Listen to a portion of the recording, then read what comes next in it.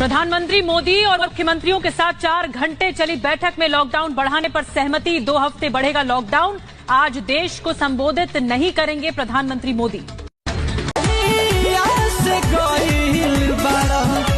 गोदी में खेला के लइका तोहरे के पापा कहता, हमरा सैया जी के चाचा कहता कि लइका तोहरे के।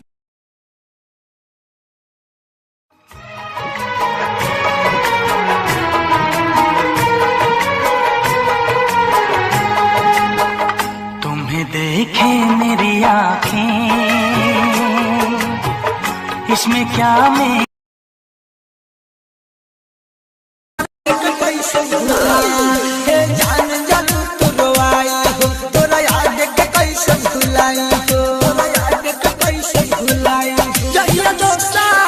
से नूर भरब माथ पे हमर लाश जरी रे वाला